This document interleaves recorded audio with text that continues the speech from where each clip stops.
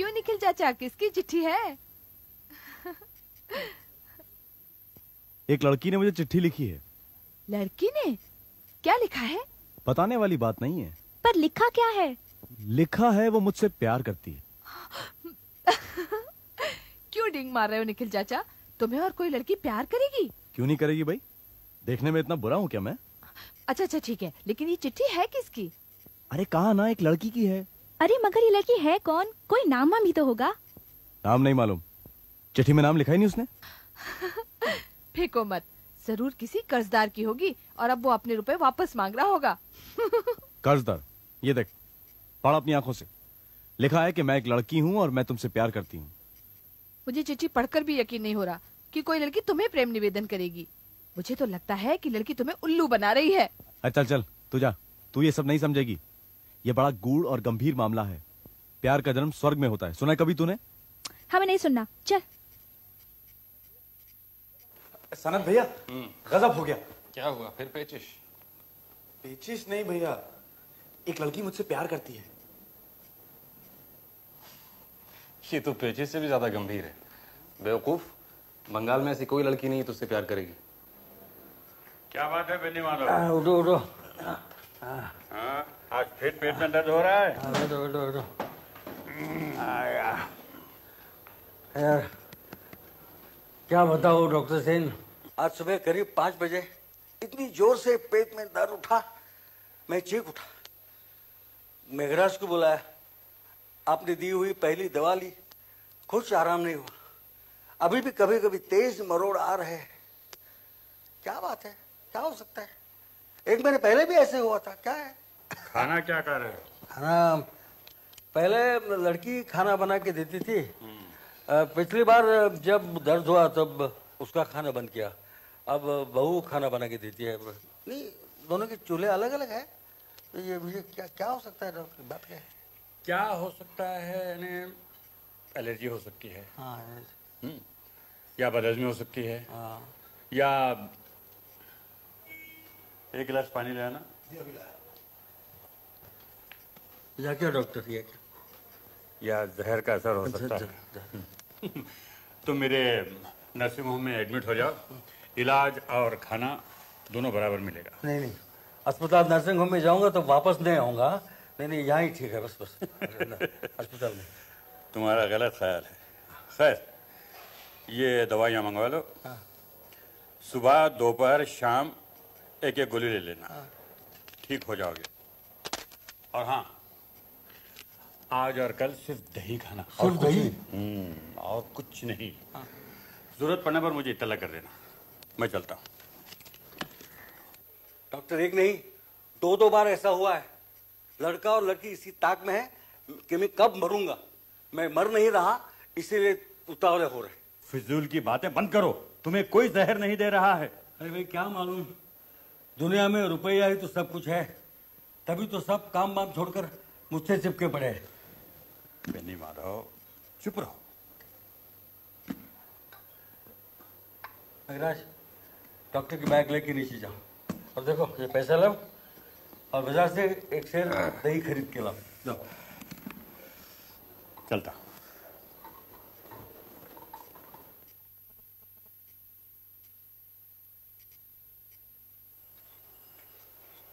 पिताजी। बहू, खाना वापस ले जाओ। आज से अपने खाने का इंतजाम मैं खुद ही करूंगा। क्यों पिताजी? अरे, आज सुबह इतनी जोर से पेट में दर्द उठा कि डॉक्टर बुलाना पड़ा। अभी डॉक्टर दवा दे के गए। पता नहीं तुम लोग क्या बनाते हो। ले जाओ खाना, दही खाकर ही रहूंगा।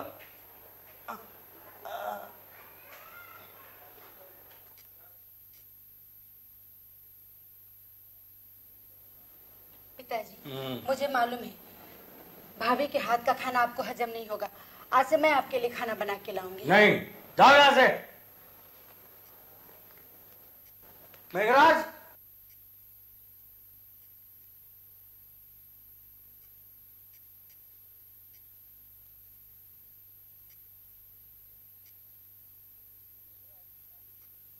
मेघराज। हाँ, तेरी बीवी होगी ना? जी। हाँ, बाल बच्चे?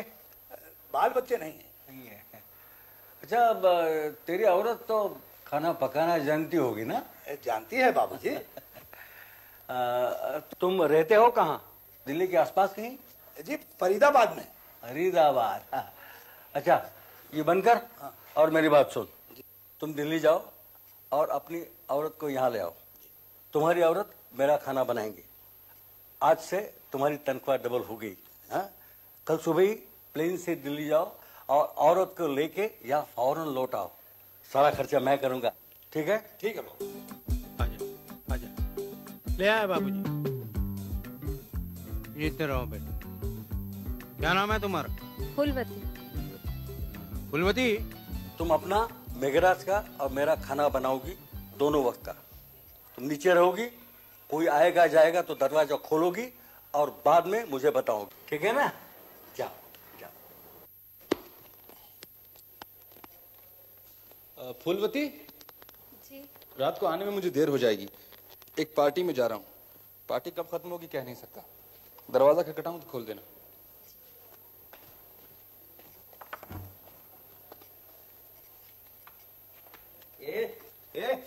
दरवाजा क्यों बंद कर रही है? मुझे नहीं पहचानती? तू मेघराज की औरत है ना? जी। मुझे पहचान के रख। मेरा नाम मकरंद है। मैं कभी भी इस घर में आ जा सकता हूँ। मेरे लिए इस घर के दरवाजे हमेशा खुले रखने चाहिए, समझी?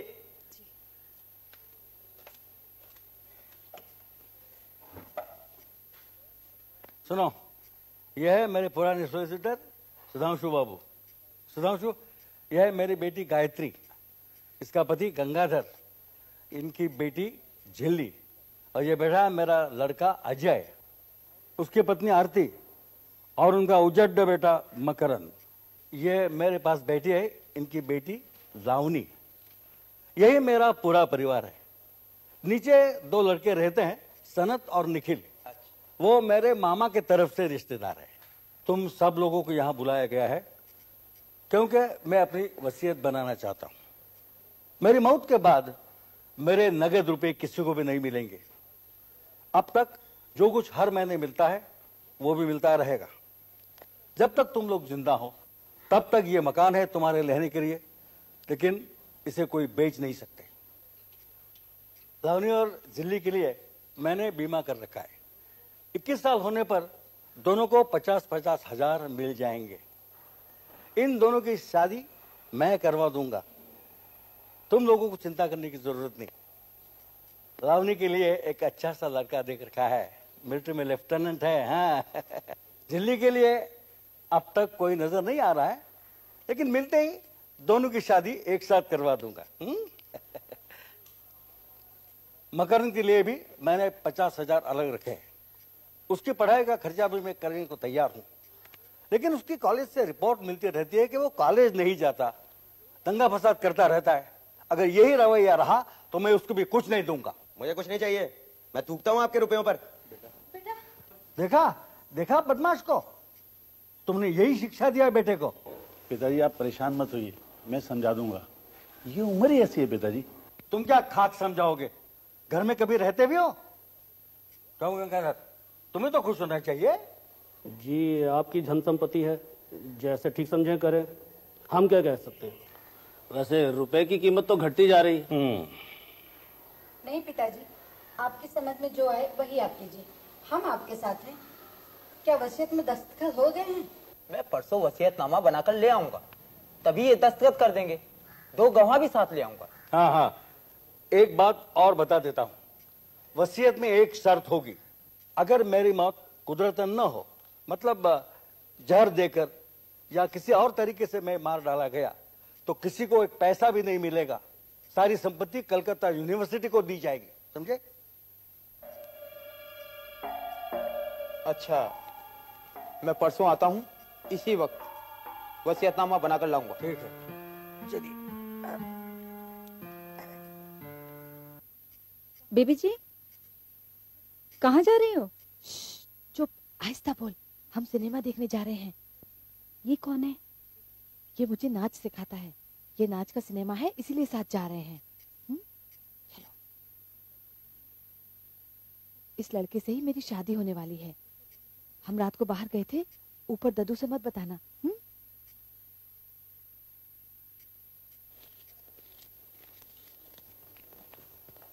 फुलवती मैं वर्धमान जा रहा हूँ। कल सुबह वहाँ एक नाच गाने की महफिल है।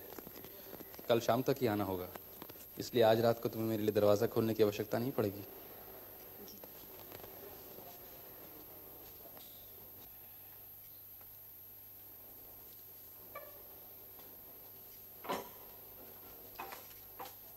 दरवाजा बंद कर दे। रात को अगर कोई आए और मेरे बारे में पूछे तो कहना कि मैं नहीं हूं।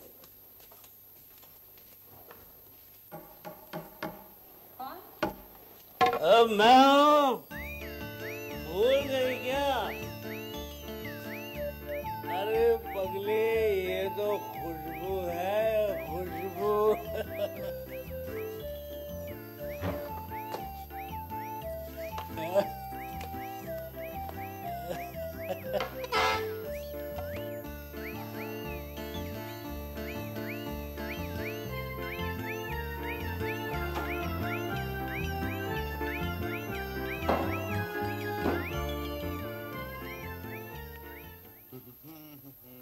भाई अब तुम्हारा काम शुरू, हमारा खत्म। अब हम दिन भर सोएंगे। नाइट ड्यूटी खत्म, सुप्रभात।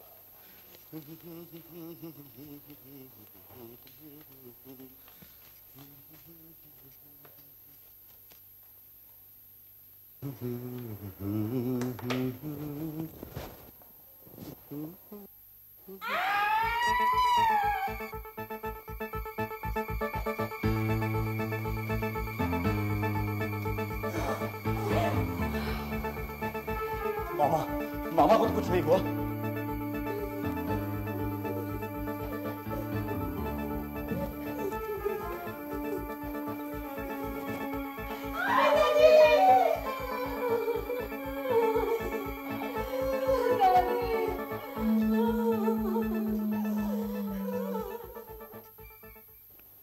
मतलब बेनी संहार।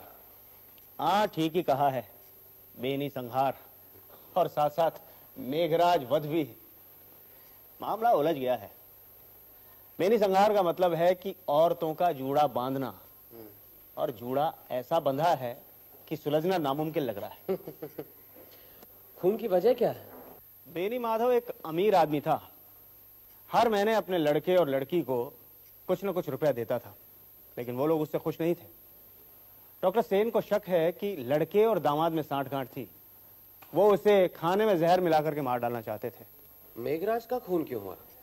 मेघराज घर का पुराना नौकर था। बेनी माधव के कमरे के बाहर सोता था ताकि कभी कोई जरूरत पड़े तो मदद कर सके। अब उसे खत्म किए बिना कमरे में कोई घुस नहीं सकता था, इसलिए उसे मार डाला। हत्या करने का हथियार मिला?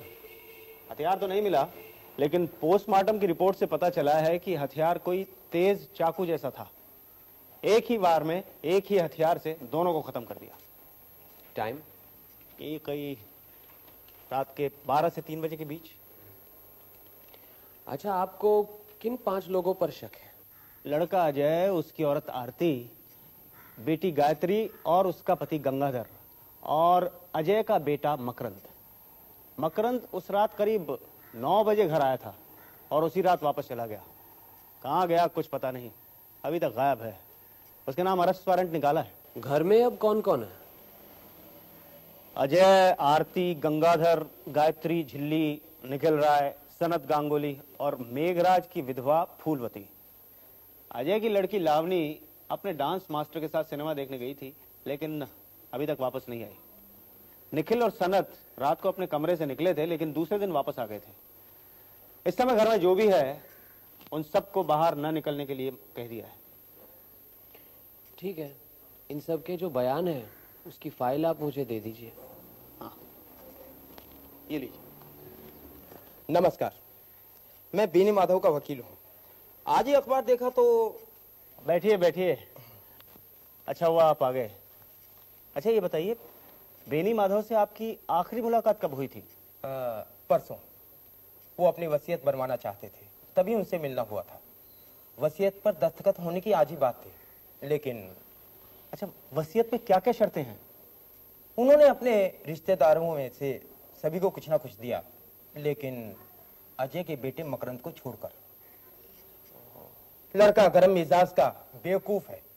मुद्दे की बात यह है कि अगर उनकी मौत कुदरतन ना होती तो किसी को कुछ नहीं मिलता। सारा रुपया कलकत्ता विश्वविद्यालय को जाता। और संयोग देखिए कि उनकी मौत कुदरतन नहीं हुई। अब तो शायद किसी को कुछ ना मिले।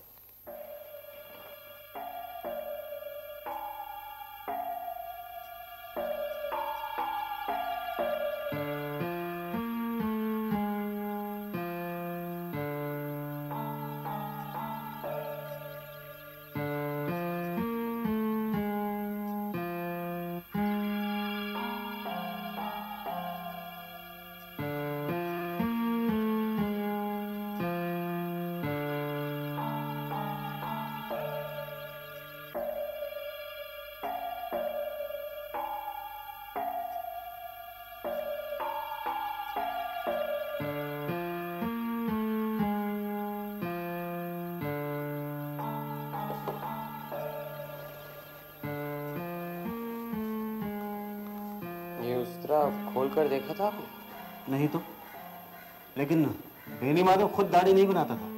मेघराज रोज सुबह उसकी दाढ़ी बनाता था।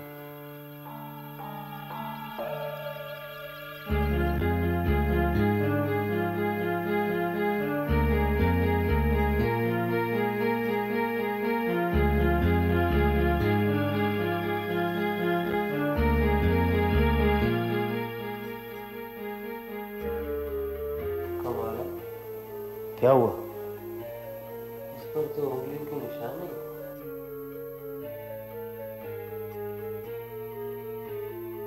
इसे मैं अपने साथ ले जा रहा हूँ। आइए आइए व्योमकेश बाबू, आइए। कहिए, दाढ़ी कैसी बनी? कुछ जमी नहीं, उस तरह में धारी नहीं थी। अच्छा अच्छा, बयान पढ़े? पढ़ तो लिए, बस फूलवती से 2-1 सवाल और करने हैं। अच्छा। सर, रेस के मैदान में खूब तेजी से ये बाजी लगा रहा था। इसके जेब में से ये सब 5 और 10 के नोट निकले सर। तुम्हारा नाम मकरंद चक्रवर्ती है? ये रुपए कहां से है? जिस रात तुम्हारे दद्दा का खून हुआ उस रात करीब 9 बजे तुम घर पर आए थे और आधी रात को चुपचाप वापस चले गए थे। क्या ये सच है? बिल्कुल झूठ। फूलवती ने झूठ बोला है। अच्छा, फूलवती ने हमें बताया, ये तुम्हें कैसे पता चला?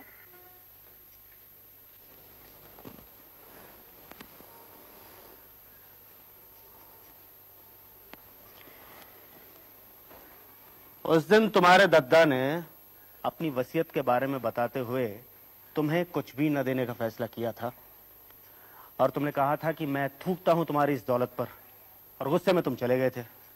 उसी रात तुम्हारे दद्दा का खून हो गया था। तो मैं क्या करूं?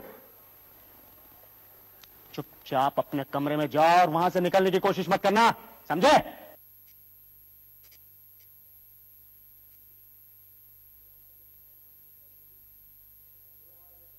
फूलवती, ये हमारे मित्र हैं व्योमकेश बाबू, तुमसे 2-4 सवाल पूछना चाहते हैं।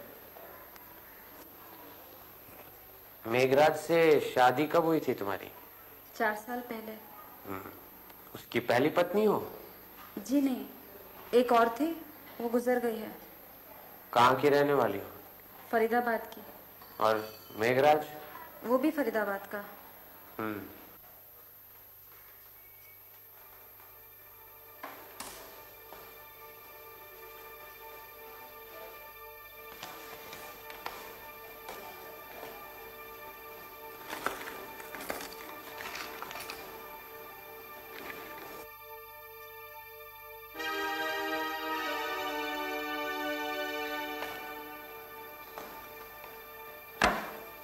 ये बक्सा आपका है? जी हाँ। चलिए दूसरों से भी मिल लेते हैं। आइए।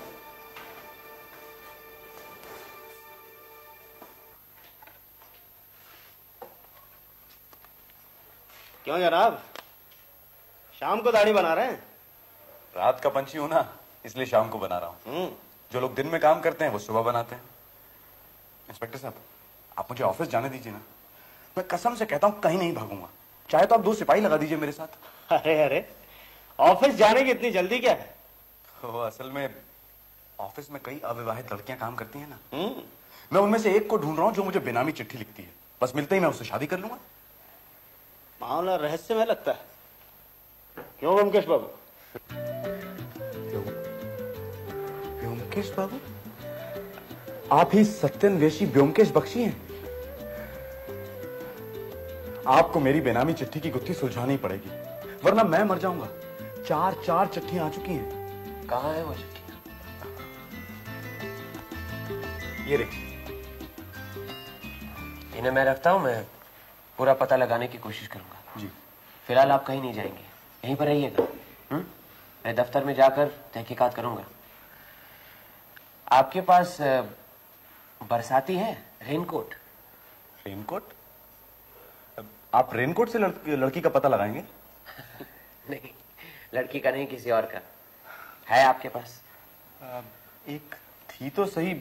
छाता है, छाता चलेगा? नहीं, रेनकोट। और ये आप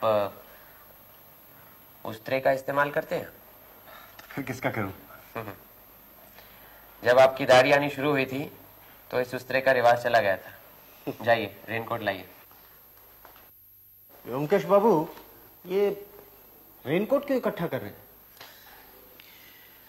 जो आदमी छुरा या उस्त्रे से गला काटने जा रहा है, उसे जरूर मालूम है कि गला काटने से खून फव्वारे जैसा उछलेगा, उसके बदन पर भी लगेगा। इसलिए जरूर वो रेनकोट या ऐसी कोई चीज का इस्तेमाल करेगा जिस पर अगर खून के दाग या धब्बे लग भी गए तो आसानी से धोए जा सके। समझे? सनद से रेनकोट भी हासिल कर ले।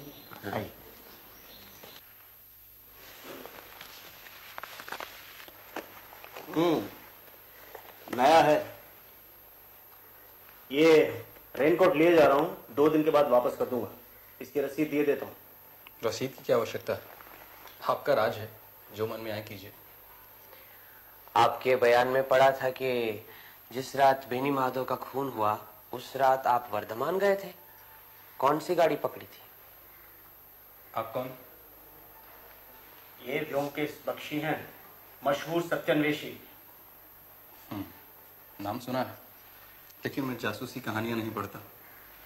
क्या कह रहे थे? आप उस रात वर्धमान गए थे, किस गाड़ी से? रात 10:30 की गाड़ी से। तो आपने अगले दिन 6 बजे की गाड़ी क्यों नहीं पकड़ी? सुबह की गाड़ी अगर पकड़ता तो वक्त से पहुंच नहीं पाता। मजलिस सुबह की थी। वहां क्या आपकी कोई रहने की जगह है? जी नहीं, रात मैंने रेलवे प्लेटफॉर्म पर एक बेंच पर काटी। तो चाय के स्टॉल में चाय तो पी होगी? मैं चाय नहीं पीता। अच्छा, आप कहते हैं आप उस रात 10:30 बजे गए थे, इस बात का कोई गवाह है? गवाह की क्या आवश्यकता है? आप क्या सोचते हैं मामा का खून मैंने किया है? चलो इंस्पेक्टर, ऊपर चलते हैं। नहीं, ये कोट बाहर गोविंद को देते।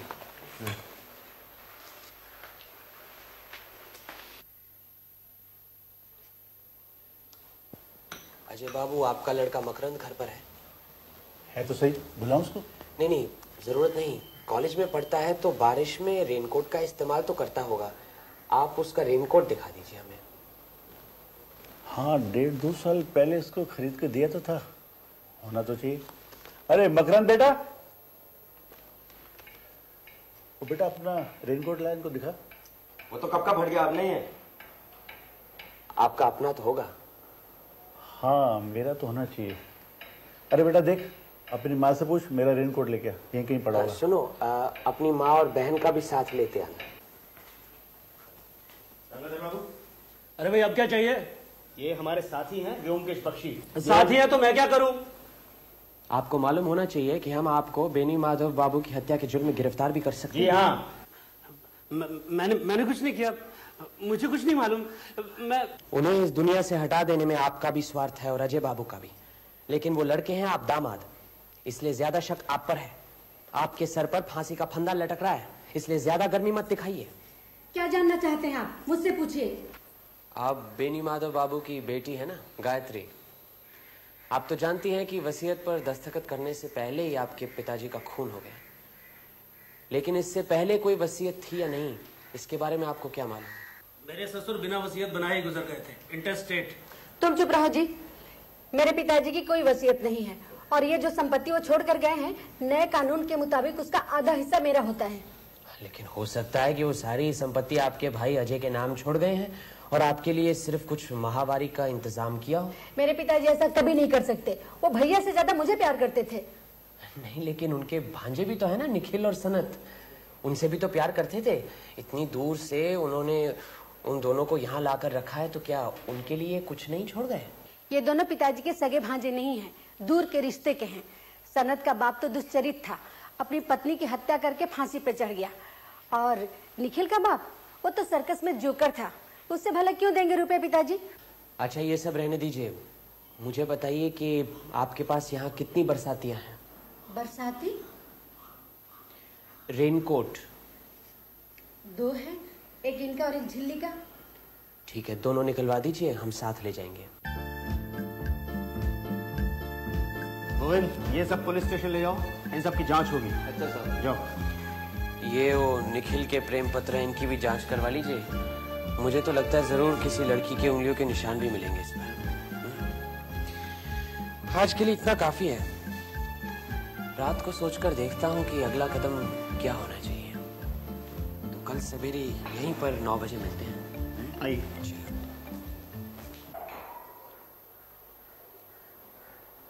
आइए आइए ब्योमकेश बाबू, आइए। मैं आप ही का इंतजार कर रहा था। क्या हुआ?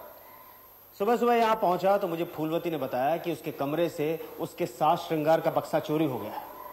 साज श्रृंगार का बक्सा कैसे चोरी हुआ? पता नहीं, मैं इन लोगों से यही पूछ रहा था। भाई, तुम लोगों को कुछ मालूम है क्या? मुझे क्या मालूम? मैं कभी फूलवती के कमरे के अंदर तक गया नहीं। अंदर कौन सी चीज कहाँ रखी है मुझे क्या मालूम? दुआई है इंस्पेक्टर साहब, बाल संवार कर बिंदिया लगाकर आने वाली अभी आई कहाँ है, तो मैं साज श्रृंगार के बक्से का क्या करूँ? मुझे कल रात को एक प्लान सूझा है। कुछ दिनों के लिए मैं बाहर जा रहा हूँ। बाहर? कहाँ? फरीदाबाद, मेघराज के घर। ओहो, समझा समझा। मैं तो कहता हूँ आप आज ही चले जाइए, टिकट का इंतजाम मैं कर देता हूँ। हाँ? कैसे हैं? आइए ब्योमकेश बाबू, आपने 5 दिन लगा दिए। अजी 5 दिन तो लगा दिए, लेकिन काम पूरा हो गया। हाँ, ये हिम्मत लाल है, आप इसे संभालिए। चोर या खूनी नहीं है, हमारे बड़े काम का आदमी है। हाँ? अच्छा, आज शाम को 4 बजे बेनी माधव की बैठक में एक ड्रामा होगा। हाँ? आप बनेंगे स्टेज मैनेजर। आप सब लोगों को जानकर खुशी होगी कि बेनी माधव जी के हत्यारे का पता चल गया है। हत्यारे के खिलाफ हमने सबूत भी हासिल कर लिए हैं और हत्यारा इसी कमरे में मौजूद है।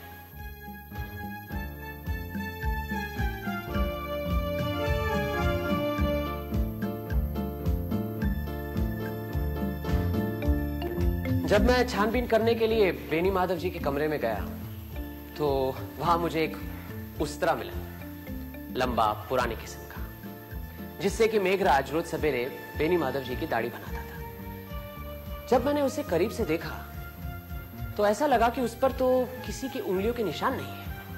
किसी ने बड़ी चतुराई से उंगलियों के निशान मिटाकर उसे वापस रख दिया था। क्यों? मुझे शक हुआ। मैं उसे घर ले गया। उससे दाढ़ी बनवानी चाहिए, लेकिन उसकी तो धार ही उतर गई थी। दाढ़ी क्या, उससे तो पेंसिल भी नहीं बनवा सकते थे। फिर मुझे यकीन हो गया कि जरूर इसी उस्तरे के साथ ही किसी ने उन दोनों आदमियों का गला काट दिया। लेकिन अब सवाल यह उठता है कि उस्तरा था कमरे के अंदर और खूनी आया कमरे के बाहर से, तो फिर कमरे में घुसने से पहले उसने उस्तरा हासिल कैसे किया? किसी ने जरूर उसे बाहर निकाला होगा। किसने निकाला? उसी दिन मेघराज ने सवेरे बेनी माधव जी की दाढ़ी बनाई थी और बेनी माधव जी के कमरे में सिर्फ 2 लोग जाते थे, एक तो मेघराज और एक फूलवती। भला मेघराज अपना गला काटने के लिए उस्तरा क्यों चोरी करेगा? तो बचा कौन?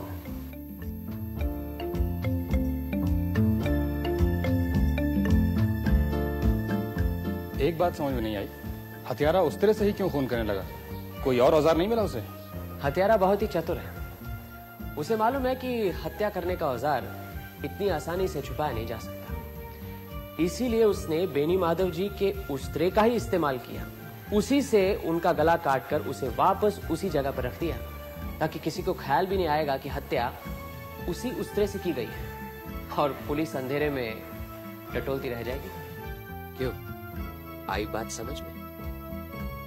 मैंने शुरू में ही एक छोटी सी गलती की थी। सोचा था कि खून का मकसद बेनी माधव जी है, और इस तरह की गलती करना अस्वाभाविक नहीं है।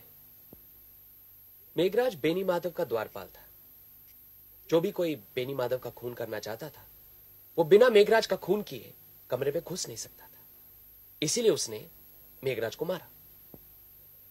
अब हत्यारा जानता था कि किसी का गला काटने से काफी खून निकलता है, और उससे उसके कपड़े भी खून से सन सकते हैं।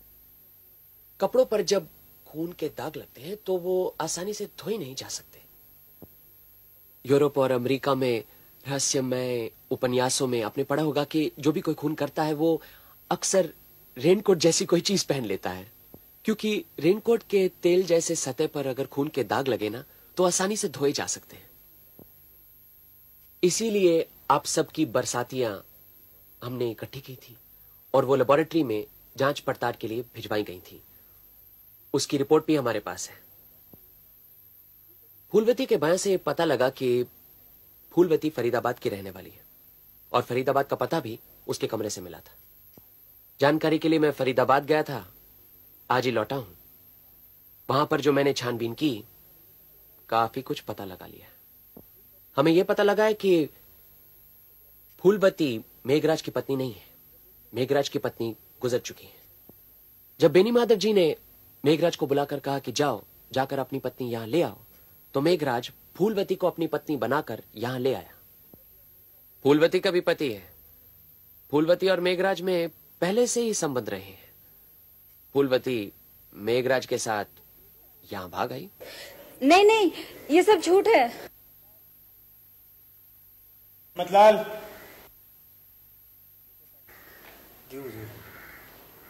इसे पहचानती हो?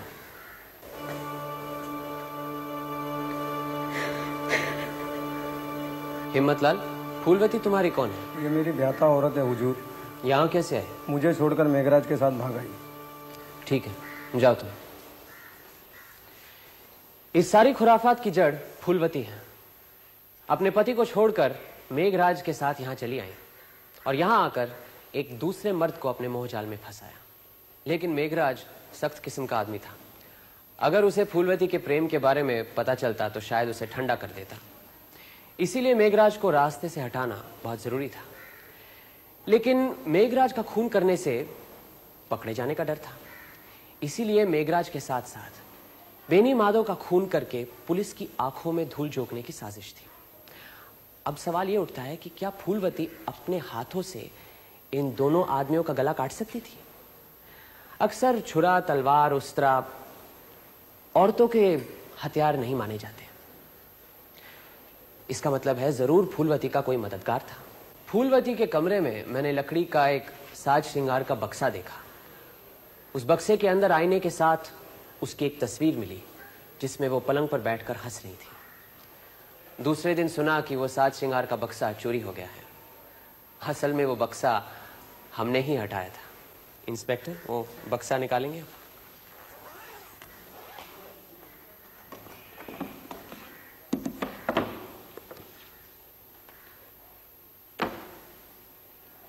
ये वो तस्वीर है। फूलवती, ये तस्वीर किसने खींची थी? सनत बाबू, आप तो फोटोग्राफी के कदरदान हैं, विशेषज्ञ भी। जरा देखिए तो।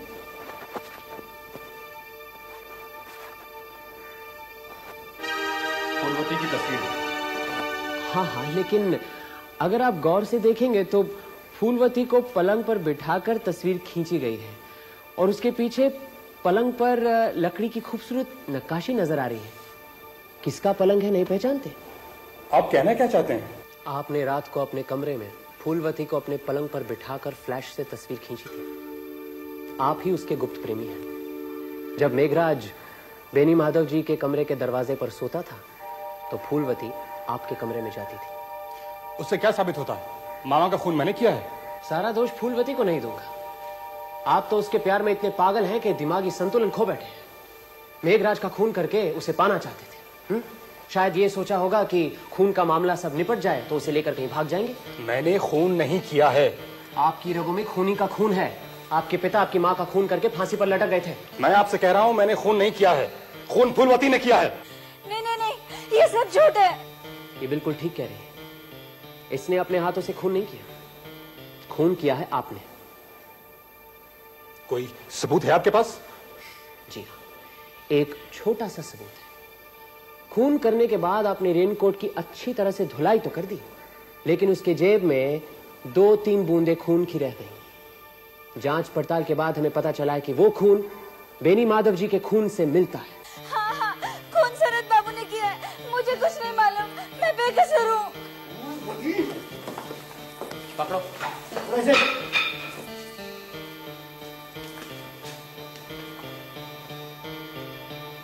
फूलवती, तुम भी कसूरवार। तुम्ही ने बेनी माधव जी का उस्तरा चोरी करके सनत बाबू को दिया था, और उस रात तुम्ही ने दरवाजा खोल के सनत बाबू को घर में घुसाया था, और फिर खून करने के बाद जब वो घर से बाहर वापस गए तो तुमने दरवाजा बंद कर लिया। हो सकता है कि खून से सना हुआ रेनकोट तुम दोनों ने धोया हो।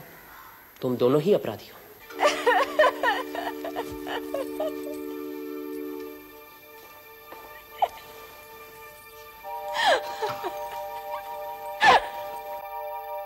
चलिए, मुझे इजाजत दीजिए। व्योमकेश बाबू, मेरा क्या होगा? चिट्ठी लिखने वाली कौन है आपने बताया ही नहीं। अरे हाँ अच्छा, ये बताओ मुझे कि अगर मैंने तुम्हें बता दिया कि चिट्ठी लिखने वाली कौन है तो तुम क्या करोगे? क्या करूंगा? शादी करूंगा उससे, और क्या। व्योमकेश बाबू, लड़की चाहे लूली लंगड़ी बहरी कैसी भी हो, मैं उससे शादी कर लूंगा। तो बस समझ लो कि लड़की का पता चल गया। ए झिल्ली, इधर आ। ये रही तुम्हारी बेनामी चिट्ठियों की रचयिता। पकड़ो इसे। झिल्ली? झिल्ली मुझे चिट्ठियां लिखती थी? झिल्ली मुझसे प्यार करती है? पर व्योमकेश बाबू, झिल्ली तो मेरी भांजी है। अरे घबराओ मत, बड़ी समझदार लड़की है। हाँ? बिन सोचे समझे उसने अपना दिल नहीं दिया। जानता हूँ तुम्हारा मामा भांजी का रिश्ता है, लेकिन रिश्ता बहुत दूर का है। कानूनन शादी करने से कोई अड़चन नहीं है, समझे? कमाल की हैं आजकल की लड़कियां। इतने दिनों से नकेल डालकर घुमा रही थी मुझे।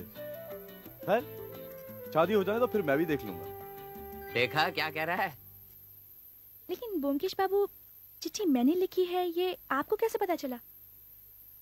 अरे बेवकूफ, सारी चिट्ठियों पर तो तुम्हारे उंगलियों के निशान थे, हैं? और फिर लिखाई भी तुम्हारी थी, है ना?